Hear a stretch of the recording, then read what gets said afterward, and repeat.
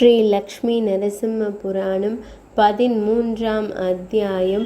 வராக அவதார கதை. பின்னர் வராக வடிவில் உலகை காக்கும் பிரபஞ்சத்தின் அதிபதியின் கதையை நான் தங்களுக்கு கூறுகிறேன். அரசே கேட்பீராக. மார்க்கண்டேய முனிவர் இதனை கூறினார். இதுதான் நேரம். பிரம்மதேவருக்கான ஒரு நாள் நிறைவடையும் நேரம். 3 உலகங்களும் தண்ணீரில் மூழ்கின. பகவான் ஸ்ரீமன் நாராயணர் முழு படைப்பையும் தன்னுள் வாங்கிக் கொண்டு கடலில் 1000 அடி உயரத்தை எட்டக்கூடிய எல்லையற்ற பேரின்பத்தின் மென்மையான படுக்கையில் யோக நித்திரையில் இருக்கிறார். அப்படித்தான் இருக்க வேண்டும். கஷ்யப முனிவருக்கும் அவரது மனைவி திதி தேவிக்கும் பிறந்த மூத்த மைந்தன் ஹிரண்யாக்ஷன் மிகவும் துன்மார்க்கன். அவரது குடியிருப்பு பாதாள உலகில் உள்ளது. அங்கிருந்து அவர் தேவர்களுக்கு மகிழ்ச்சியின் மூலமாக ஆனார்.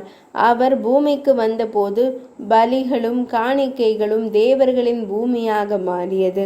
பூமியில் மனிதர்கள் தெய்வங்களை மகிழ்விக்க யாகங்களை செய்கிறார்கள். அவை தெய்வங்களுக்கு அபரிமிதமான சக்தியை கொடுக்கின்றன. அவை வராமல் தடுக்க நாம் இந்த பூமியை ஒரு போர்வையால் மூடி பாதாள உலகத்திற்கு எடுத்து செல்ல வேண்டும். மனிதர்கள் எப்படி யாகங்களை செய்கிறார்கள்? அவன் அவ்வாறு நினைத்தான். ஹிரண்யாக்ஷன் பூமியை ஒரு போர்வையாக மடித்து பாதாள உலகத்திற்கு எடுத்து சென்றான். எங்கும் நிறைந்த எங்கும் நீக்கமர நிறைந்தவரான பகவான் ஸ்ரீஹரி விழிகளை திறந்து பூமி எப்படி இருக்கிறது என்று கேட்டார்.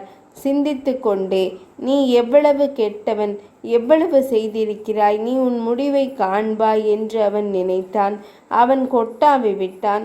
அவன் மெதுவாக தன் படுக்கையிலிருந்து எழுந்தான். அங்கும் இங்கும் பார்த்தான். அவர் திடீரென்று தெய்வீக பன்றியாக கேழல் முகம் கொண்ட ஜீவனாக தோன்றினார். 4 வேதங்களும் பாதாள உலகங்களில் விலங்குகளை கட்டுவதற்கு பயன்படுத்தப்படும் மந்திர தாயத்துக்களாக யூபஸ்தம்பங்கள் தந்தத்தால் செய்யப்பட்டவை. முடிதான் மிக அழகானது. நெருப்பு, நாக்கு, விழிகள், சூரியனும் சந்திரனும், நட்சத்திரங்கள், இலவச உணவுகள். அது ஒரு விசித்திரமான பன்றி வடிவம். அவன் ஆழ்ந்த உறக்கத்திற்கு சென்றான். அங்கே படுத்திருந்த ஹிரண்யாக்ஷனை போரில் தோற்கடித்து அவனை துண்டித்தார். அவனை உதவியற்றவனாக விட்டுவிட்டார். அவர் தனது பற்களால் பூமியை உயர்த்தினார். தாதா யாத பூர்வம் அகல்பயேத் என்றால் படைப்பு முன்பு இருந்தபடியே நடந்துள்ளது என்று பொருள். இது அந்த கடவுளுக்கு ஒரு விளையாட்டு. இப்படி உருவாக்குகிறார்.